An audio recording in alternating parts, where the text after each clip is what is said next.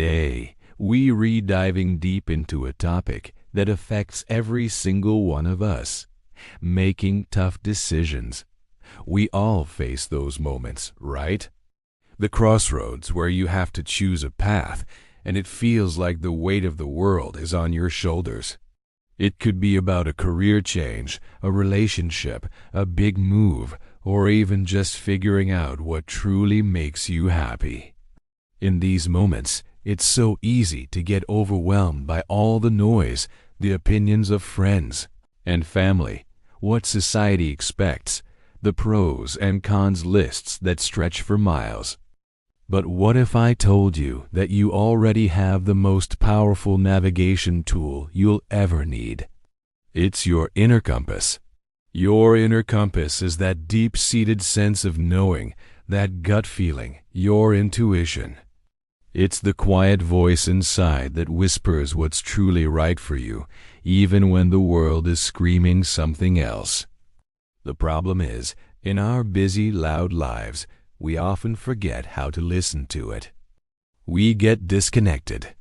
So today, we're going to explore how to find that compass, how to trust it, and how to use it to navigate even the most complex choices with confidence and clarity. This isn't about some magical formula. It's about reconnecting with the wisest part of yourself. Let's get started. So, what exactly is this inner compass? It's a combination of your core values, your intuition, and your authentic desires. Think of your values as the true north on your compass. These are the principles that are most important to you, things like honesty, compassion, creativity, freedom, or security. When a choice aligns with your core values, you feel a sense of rightness, of integrity. When it goes against them, you feel conflicted, uneasy, or just off. The first step in using your compass is actually knowing what your true north is. Take a moment, maybe after this video, and really think about it. What matters most to you in life, beyond material things or other people's expectations? Write down 5 to 10 core values. This isn't just a feel-good exercise. It's creating the foundational mat for your decision-making. When you face a complex choice, you can hold it up against your list of values. Ask yourself, does this path honor my value of creativity? Does this decision support my need for security? Does it align with my commitment to compassion? This simple check-in can cut through so much confusion. Now let's talk about intuition, that gut feeling. Have you ever had a feeling about something that you just couldn't explain logically? A sudden sense that you should or shouldn't do something? That's your intuition. It's not random. It's your subconscious mind processing vast amounts of information and past experiences in a split second. It's pattern recognition on a deep instinctual level. The challenge is distinguishing intuition from fear. Fear often feels frantic, loud, and restrictive. It screams, "What if it all goes wrong?" Intuition, on the other hand, is usually calmer, clearer, and feels more like a quiet nudge or a deep sense of knowing. It doesn't always shout. It often whispers. To hear that whisper, you need to create space for quiet. This is where practices like mindfulness and meditation come in. You don't have to sit on a cushion for an hour every day. It can be as simple as taking 5 minutes to just sit in silence, focusing on your breath. It could be going for a walk in nature without your phone, or journaling your thoughts without judgment.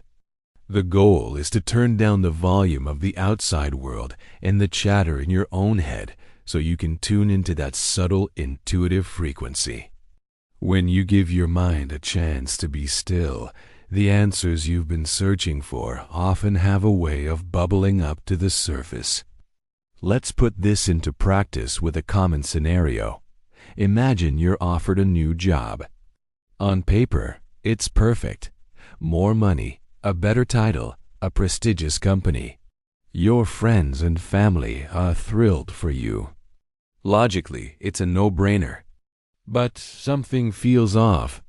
You feel a knot in your stomach when you think about accepting. Your logical brain tries to dismiss it. Don't be silly. This is a huge opportunity. You're just nervous.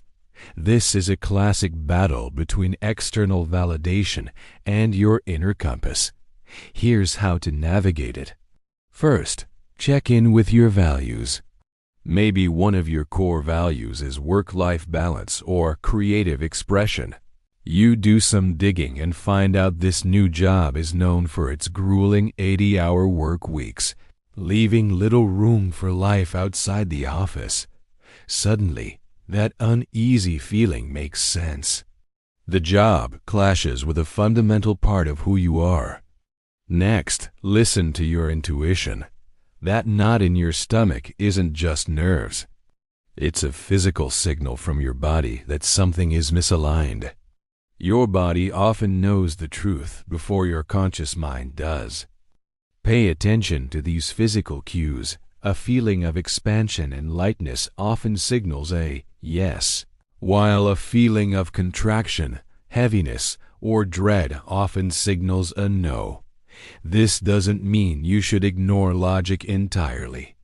Your inner compass works best in partnership with your rational mind. Use logic to gather information, to make pro and con lists, to research the facts. Do your due diligence. But once you have all the information, step back. Take a breath. And then ask your inner compass, given everything I know, what truly feels right? Often, the best choice isn't the one that looks best on paper, but the one that feels most aligned with your whole self, your heart, your gut, and your head working together. Trusting this process can be scary, especially at first. We are conditioned to seek external validation and to prioritize logic above all else. Choosing a path based on a feeling can seem reckless to others and even to ourselves. You might hear voices of doubt. What if I'm wrong? What if I regret it? This is normal. Building trust in your inner compass is like building any muscle. You have to start small. Practice with lower stakes decisions. For example, instead of agonizing over what to eat for dinner, just pause for a second and ask your body what it truly wants. Instead of endlessly scrolling through movies, pick the one your gut first pointed to. Each time you listen to that inner guidance and it works out, you build a little more trust. You create a positive feedback loop. Over time, you'll find that your intuition becomes more reliable and easier to access. You start to realize that your inner compass has always been there, guiding you, and that it has your best interests at heart. It's the part of you that wants you to be happy, fulfilled, and authentic. Why wouldn't you trust it? Remember, navigating complex choices isn't about finding the one perfect path with no challenges. Every path has its own set of twists and turns. It's about choosing the path that is most aligned with you. When you make a decision from that centered, authentic place, you'll find you have the strength and resilience to handle whatever comes your way. You're not just following a map someone else gave you. You're creating your own, guided by the unshakable truth of your own inner compass. You become the captain of your ship, not just a passenger tossed around by the waves. So my challenge for you this week is to start practicing. Identify your core values. Carve out a few minutes of quiet time each day to just listen. And when you face a small decision, try tuning into your gut feeling before you overthink it. See what happens. The journey of reconnecting with your inner compass is one of the most rewarding journeys you can take. It's the path back to yourself. Thank you so much for spending this time with me today. I hope this has given you some valuable tools to face your next big decision with a little more confidence and a lot more clarity. If you found this helpful, please give the video a like and consider subscribing for more content on living a more intentional life. And I'd love to hear from you in the comments. What's one core value that guides your decisions? Let's continue the conversation. Take care, and I'll see you in the next video.